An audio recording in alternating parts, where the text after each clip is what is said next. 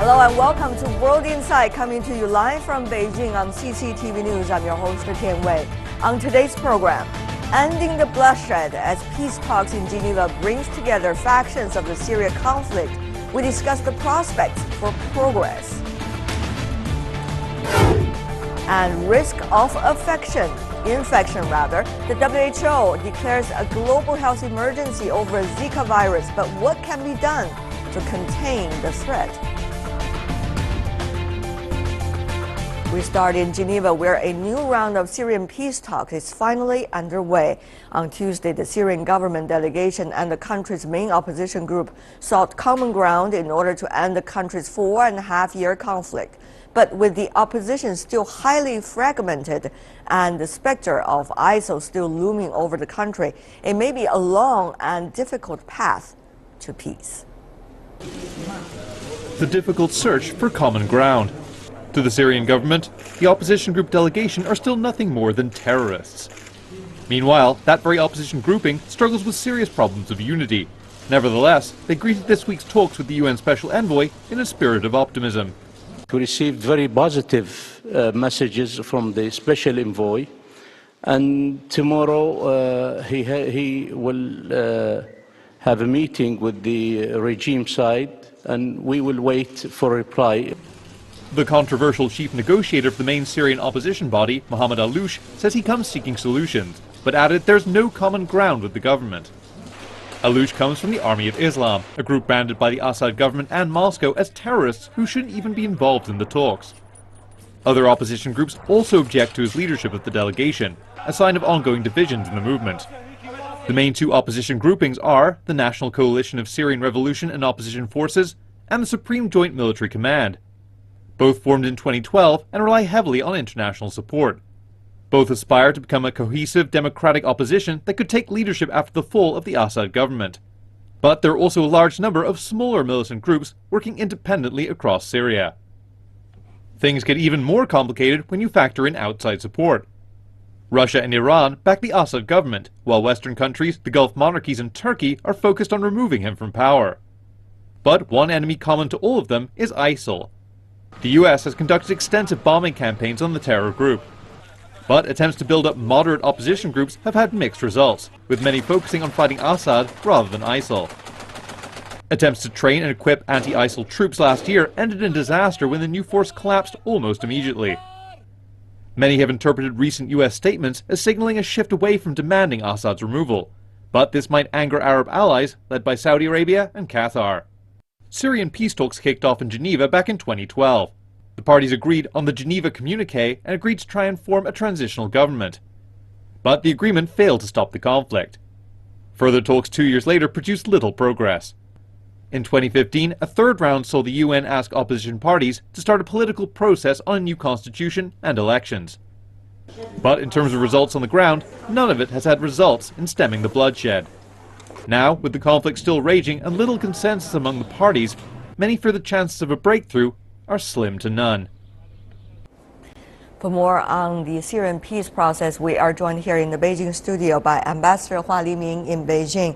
He's former Chinese ambassador to Iran. Ambassador, welcome to our program. Meanwhile, in Washington, D.C., we are joined by Mr. Kurt Volker, who is the executive director of the McCain Institute for International Leadership at Arizona State University. He's also a former U.S. ambassador to NATO. Welcome also. Meanwhile, in London, we are joined by Daniel Levy, head of the Middle East and the North Africa program at the European Council on Foreign Relations. Gentlemen, welcome to the three of you.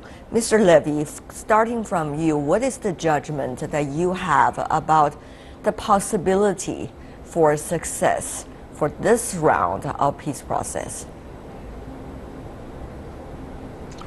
Thank you. Well, I think the gentleman who is presiding over these talks, the UN Special Envoy, Staffan de Mistura, has been wise in talking down expectations of an immediate political breakthrough.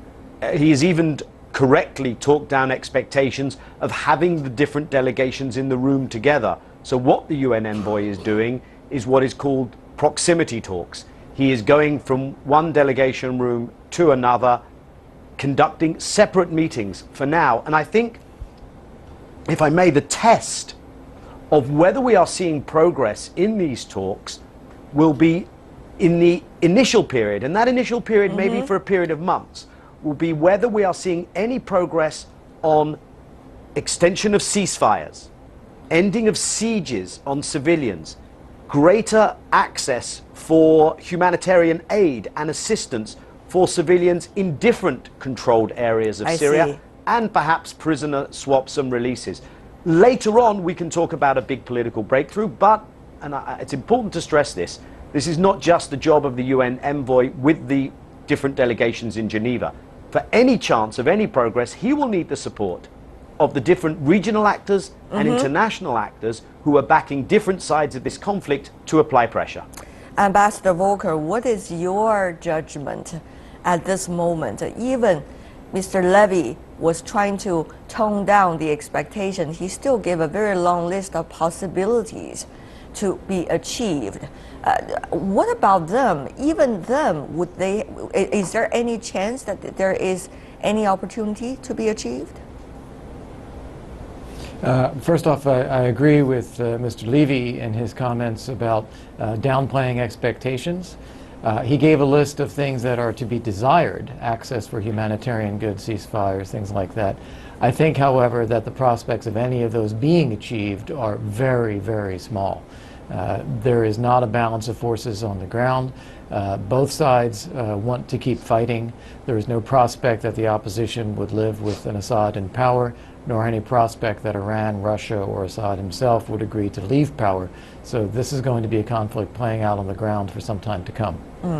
Ambassador Hua, you have a very good knowledge about the region after serving as the Chinese ambassador to Iran. The question is, at this moment, we see different sides not looking at one another as the candidates for any discussion. For example, from the Syrian side, the foreign minister is the delegation head. But from the opposition side, in fact, what the Syrian government consider as terrorist groups and also military defectors were among those in the opposition participating in the so-called negotiations. Will there be any chance that these sides are going to talk to one another? You see, the talks are between two sides. The one side is very clear from the Syrian government led by Bashar Assad. But the other side is very ambiguous to everybody because there is big disunity between the oppositions. And actually nobody knows who is the opposition. And somebody are living in Istanbul, somebody are living in Damascus, and they have different views over the issues. So first of all, the opposition, they have to unify their own lines and to have the unified idea to talk with the government of Bashar Assad. Of course, they don't talk in the same room. They have indirect talks through the UN Special Envoy. Even that, still there is big problems among the opposition themselves. But this time we have seen a very slim hope that they can make some progress on very small steps. Even that we will appreciate. Ambassador Volker, as you may know, different countries seem to be standing behind the so-called different opposition groups. And of course, geopolitics is also in the play here. So that makes it even more difficult as to who the oppositions are, who are likely to be accepted as part of the opposition by all the players, not to mention the Assad government. So as Ambassador Hua in Beijing said here, we have to streamline the opposition. Everybody agree as to who the oppositions are before we go to the next step of talk? Well, I agree that would make it easier, but I don't believe that it's possible. I think right now we have, as you said, very disparate opposition groups that are very self-driven.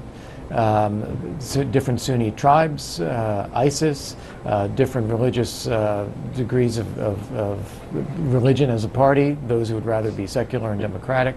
those who focus more on the military, geographically disparate. It is very, very complicated.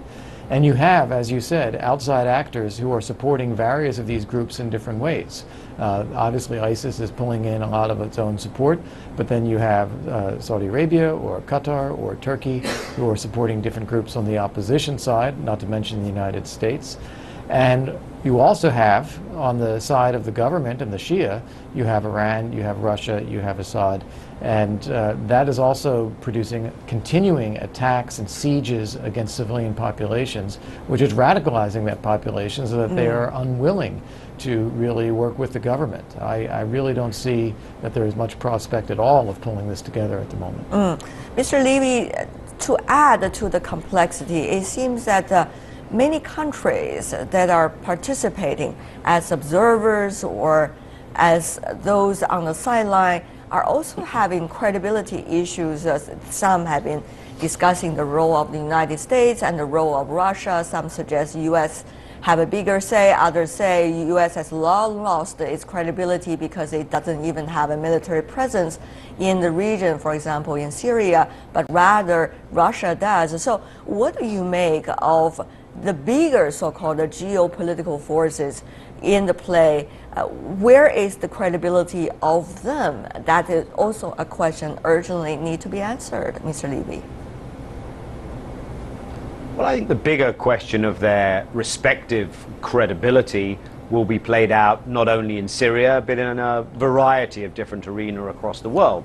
I think the challenge in Syria, and this is very much, this particular process right now, I think has very much been driven by the Russians on one side and the Americans on the other. There is a bigger group, of which China is a member, by the way, of 20 states and institutions who form a new thing called the Vienna Group or the International Syria Support Group. All of them will need to use their leverage if there's going to be an outcome. But I think the real question here at the moment is, now that the Russian side has taken a much greater degree of ownership, of military ownership, of supporting, saving the government in Damascus, the Assad government, will Russia use that role as leverage in order to get the Syrian government to bring real deliverables, real things that it will do to the negotiating table? And if that is the case, can the other side reciprocate and get the opposition to accept compromises, to accept necessary conditions that will be needed to make progress? That's not only a job for America, that is also the job of the regional actors, which you mentioned, who are on the opposition side, Saudi Arabia, Turkey, Qatar, and others. Among all of these entangled clues, Ambassador Hua, do you agree with what Mr. Levy point, which is let's start with the role of Russia? Is that where it can start with and it should be starting with? I think the hope of a political process just happened after the Russian military intervention in the Syria war.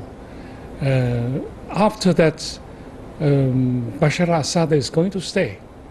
This is the problem, because from the very beginning, led by the United States, all the Western countries, they announced that Bashar al-Assad is illegal. But now nobody is saying about that, because Bashar al-Assad, whoever, he's going to stay. And this is now status quo. Whatever, even the opposition, they have to talk, although it's indirectly, but they have to talk with Bashar al-Assad's representative in Geneva.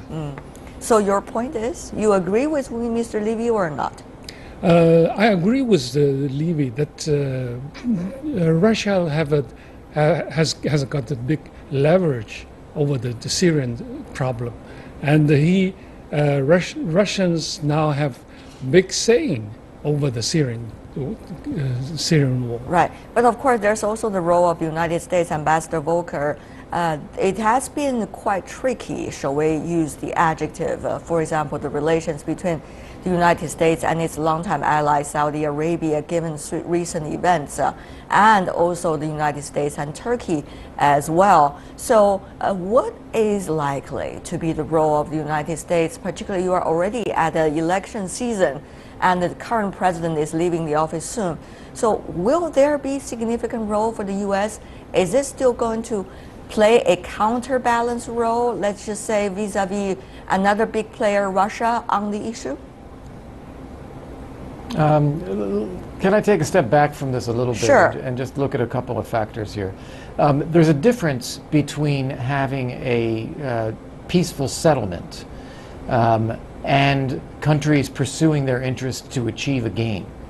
And I think what we're seeing here in the case of Russia is it is supporting the Assad regime. It is working with Iran. They are trying to achieve a position, which is to maintain the Assad government in power and control over Syria and to drive out any other armed opposition groups. That's a military, a strategic, a political objective. What others would want, such as the United States, is to see a solution, a diplomatic settlement where the fighting stops, and then every party can be represented in some way and have some say over its own governance. That is not what the Russians are looking for, what the Iranians or Assad are looking for. Frankly, some of the groups the United States is working with are not looking for that either. They want to keep fighting the Assad regime. So I see the U.S. being visible in terms of both bombing ISIS and trying to support some opposition elements, but I don't see it playing a decisive role because it is not willing to put the effort into to play that decisive role, and is not playing an effective role of counterbalancing Russia. Russia is playing a strategic card here, and the United States is simply pushing a negotiating process. Right. Well, if, let's just say geopolitically, we've already analyzed the roles of various countries, let's talk about the task, at least for the next few weeks to come. At least there's one thing that all sides can work on, that is the humanitarian aid that is urgently needed right now inside many places of Syria. What does it take? We only have 3 minutes left, Mr. Levy. Let's just say within this negotiation to have all sides at least work on this so that there will be a smaller humanitarian crisis than what it can be. Mr. Levy. Well, of course, the great loser, we've been having a discussion over who might be the winner. The great loser is the Syrians, the Syrian population, the Syrian civilians. Indeed. Siege's humanitarian aid has been used as a weapon by all sides, by the government, by elements of some of the opposition. And I think, given that this should not be such a hard ask to get humanitarian access, this will really test what leverage each of the parties has over their respective allies.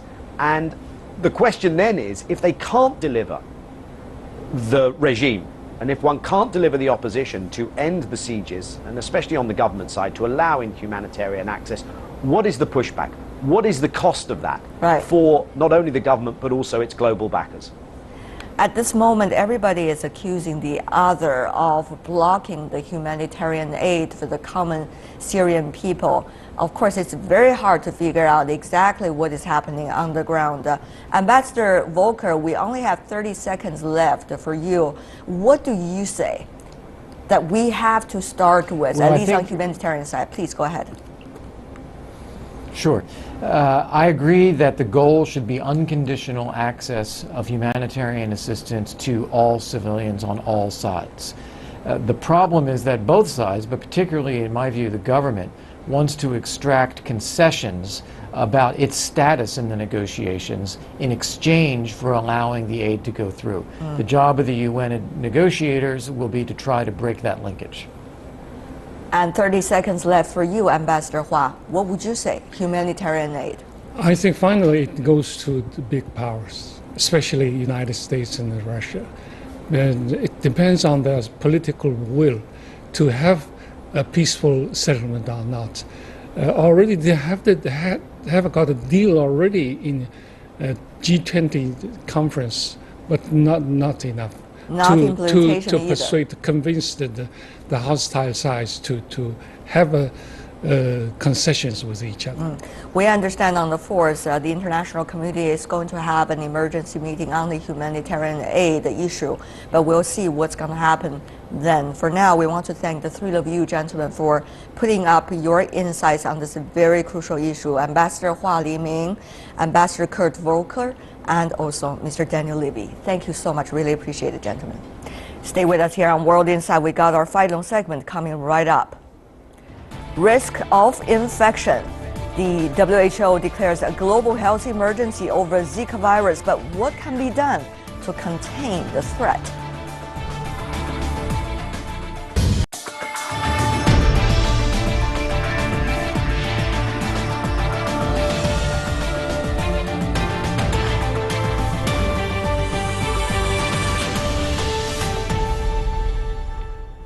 Welcome back to World Insight. Worries about the Zika virus have intensified, with the WHO declaring it an international public health emergency this week. This is mainly due to its link to thousands of birth defects in Brazil.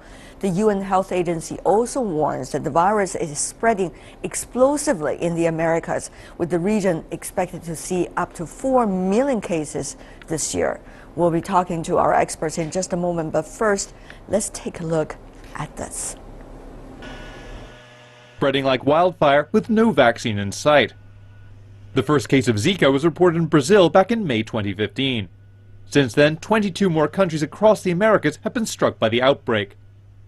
This week, the WHO declared Zika a full-blown international public health emergency of international concern, with the virus being linked to thousands of birth defects in Brazil.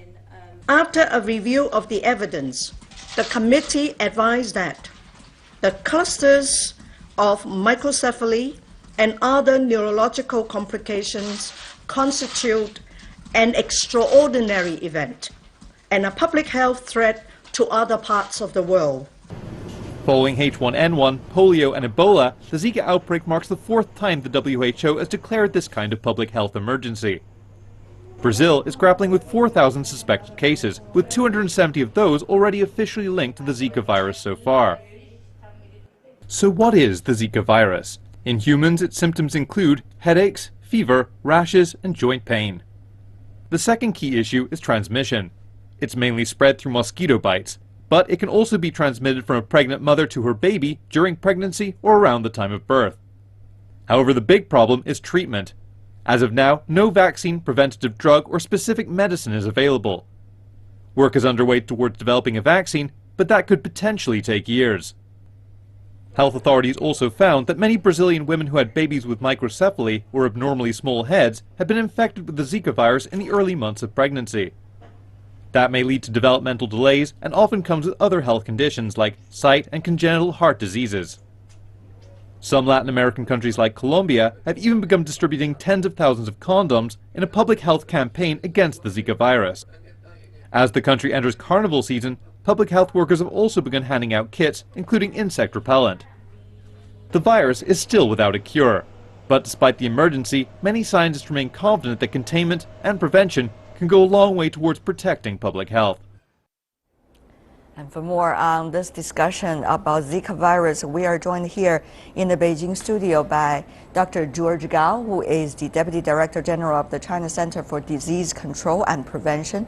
Welcome, sir. Also in our Beijing studio, we're having Dr. Bernard Schwartlander, the WHO's representative to China. Welcome as well. Meanwhile, joining us from Washington, D.C., we're having Dr. Alexandra Phelan, who is the Adjunct Professor of Public Health Law and Ethics at Georgetown University, who's also a doctoral researcher at the O'Neill Institute for National and Global Health Law. Welcome to the three of you. First of all, very crucial question. Is the WHO declaring prematurely that this is going to be a global health emergency? Dr. Schwartlander, of course I would go with you first. No, I think it is very important that we keep a couple of things in mind. One, We have seen a spread of a virus which in itself actually doesn't cause a very severe disease, which is very different from a situation like Ebola. But the evidence is very clear that if the infection happens in a woman that is actually pregnant, we see a strong risk that the child actually develops very severe health complications like the microcephaly that we have heard in the short video here. And these of course, are very, very severe health complications. Now, the second thing that we see is that the virus can very easily spread throughout mosquito populations, which are actually everywhere in the world. We have seen how the virus can spread in the Americas very quickly. So the two conditions, the potential for very severe health complications for pregnant women and the fact that the virus can spread easily throughout existing mosquito populations made the decision very important that this is declared a global health emergency. If it is a global health emergency, Dr. Villan from the United States, of course, U.S. is in the North America, this is happening in the Americas. So what do you think are some of the important measures to be taken? Or actually, we are too over-alarmed by this health emergency, so-called? I think the level of alarm is appropriate. I think the declaration of a public health emergency over these clusters of microcephaly is absolutely warranted. In terms of the sorts of measures that need to be taken, it is very much focused, and the temporary recommendations from the Director General have very much been focused on vector control, and that is critical because of the spread of the mosquito that can carry the Zika virus, which is thought to have been to be associated with microcephaly. It's also vital that materials are given to pregnant women or women who are hoping to become pregnant, such as such as insecticides, but also women of possible pregnancy age give access to birth control and contraception is also vital. So the WHO temporary recommendations did touch on them. However, it would have been good to have a little bit more express statements on the sorts of actions that governments should be taking, such as Colombia is doing in distributing condoms. Dr. Gao, the reason why this is such a complicated issue is because it's dealing with a lot of sensitive ones, socially sensitive ones. For example, reproductive health issue, and how reproductive health devices are going to be delivered to those who might be vulnerable to the virus. We see China, of course, is a very different story because China has been working on reproductive health issue for decades with the birth control. But for the Americas, it's a very different story. And in the Americas, there are developing countries and developed economies, various religions. So once again, the complication over there. I like what Dr. Schwarzlander said, because this is I call this a kind of hidden problem or hidden virus. It's totally different from Ebola or influenza, because the virus itself first they cause some asymptomatic disease, and then eventually you might get some neonatal malformation and micro and that's really a hidden virus. So this is why it's so difficult. And also, you are right.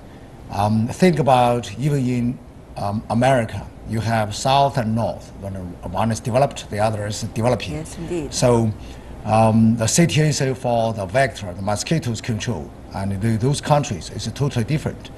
And for example, even in China, all those mosquitoes, and we can see it's in China, especially the Aedes aegypti, it's in China. So theoretically, even when it's getting into China, it could be a problem. Somehow, I think the WHO's declaration is appropriate because it's a high time, because it's a hidden problem. So whatsoever the WHO declared, it's still advice. You remember, it's advice. It's not a law. It's not a regulation. So people should take this advice. Dr. Schwarzlander, even though you are based in China, but I'm sure as the WHO official, you are looking also at the global impact of this. We mentioned earlier, the reason it's very difficult, it's complicated, it has a lot to do with the socially challenging issues such as reproductive health, such as whether governments will have the legal ground to ask couples to postpone their pregnancy, such as whether the social problems, for example, rapes and unmarried sex and many others, are likely to be dealt with within this framework of public health emergency, which has not been dealt with for decades and in the region. So, Dr. Schwartlander, shed some light on this. Is an emergency declaration likely to change all of the pictures? I mean, an emergency declaration, of course, is important because it highlights the problems, the issues that we deal with, and it highlights that some of these issues have to be dealt with in the international community. It's not an isolated problem of a given country. No. It's not an isolated problem of a given society. It cuts across in terms of controlling the virus, in terms of controlling the mosquitoes, but also in terms of research, in terms of knowledge, in terms of exchange, and making sure that we are better equipped to actually deal with the consequences, to combat the virus, but also deal with the consequences. What do you think, Dr. Phelan, of the so-called socially sensitive issue, particularly in some of the American countries? Will an emergency declared by WHO be able to change some of these social debates on the ground, and at least for now? Well, these are debates that really are, in the public health world, not necessarily debates. Public health and clinical health is quite clear that women should have access to reproductive rights. And so when you then put it in a political or ideological region that currently is dealing with those issues as a social issue, hopefully the WHO, by taking a normative stance, by demonstrating that these are really public health matters, not political or ideological matters, that perhaps that could have a normative influence on the region. And there are incredible activists on the ground, particularly say in Brazil at the moment, who are working to show that this is about public health. This is not about religion or ideology. And at the same time, it's also vital that women who want to get pregnant have the right protection, such as insecticides and controls from their government, so they can have safe pregnancies in the region. So hopefully public health actually is the persuasive normative argument here. And while not legally binding, the temporary recommendations from the WHO are very persuasive. Right. We hope this could be the silver lining, at least, of this emergency. Dr. Gao, having said that, though, Brazil, for example, is the country likely to host the Olympic Games in just a few months. And China, Beijing, was back in the year 2008 the host of Beijing Olympic Games. We all remember how hectic the preparation was, and also how sensitive people are to any kinds of possible emergency in the country. So putting our feet into the shoes of Brazil, for example, now, Dr. Gao, what do you make of the country's measures so far? Have they been really effective, responsible also for the international community? So as I said, earlier, because this is really a virus, it's it's a hidden enemy. Yes, indeed. At the moment, I think the whole evaluation would be, they have taken the proper measures so far. So I should say so far so good. But the problem is because like 80% of the affected patients, they didn't show any symptoms whatsoever. So I think now when they retrospectively, then the Brazilians, they moved back, they found could be there's problem for some of their kind of neonatal malformation, all this kind of stuff, and they already warned, they are alert the whole world. I think it's appropriate. Of course, this requires, Dr. Schwartlander, enormous amount of resources just to systematically check about the possibility of anyone having this virus yet without a symptom. That it takes a lot of efforts. Having said that, though, we have already seen a vaccine being developed, but it would not be available until the very end of the year. Of course, after that, at that point, the Olympic Games have already come to an end. So, given the speed of scientific development in this regard, and the emergency that we already seen spreading out in front of us, what is the thing that we can do, really? Well, there's a couple of things that we can do. First of all, it is absolutely clear that a vaccine won't happen tomorrow. We would be very lucky, very happy if we had one by the end of the year that can be given to large parts of the population, but it may even be more likely that maybe even longer. But viruses also Exactly. changes, so it adds to the complication of developing the vaccine as well. Yes, but there's a number of things that we know what we can do about. One, we know how to control mosquito populations, and there's many things that can be done, and we have to do more effectively, and we have to work together to make sure that we push back the mosquitoes itself.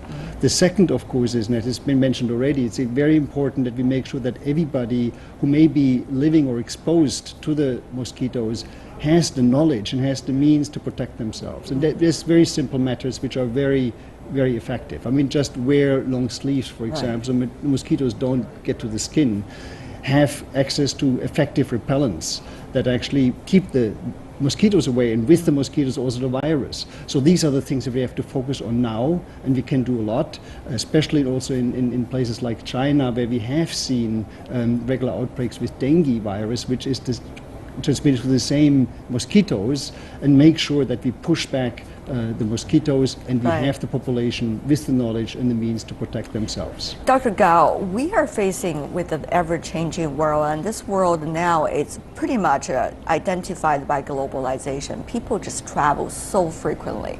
So is the virus, and therefore international outbreak of disease could be enormous when it comes to the real impact. Dr. Gao, is China prepared for any emergency for example, on this specific issue to spread further than just the Americas? I think the answer is yes. Since we learned a lot from the SARS outbreak in 2003. So in China, we built up very effective public health system in China at the moment. It's a very good example. I can give you a very good example, and Dr. Swalander mentioned about dengue. Obviously this Zika virus is transmitted by the same vectors as mosquitoes as dengue. So last year, we did a great job trying to eradicate and control the vector of the mosquito in that Canton area, and we got a very good, effective result. So last year we didn't have many dengue cases. Really, that really works. So from that sense, and China now, we already called for the national alert for this kind of infectious disease and public health emergency.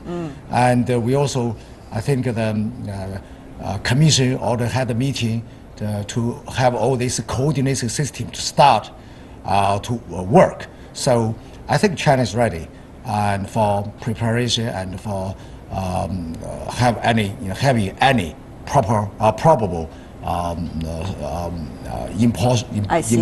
importation. Yeah. I see. Dr. Villan, what about the United States? Of course, it's a very much a developed economy. You have much developed systems to prevent diseases, but still, it is in America that we think things are getting worse at this moment. So is the United States ready to guard itself against this disease as well?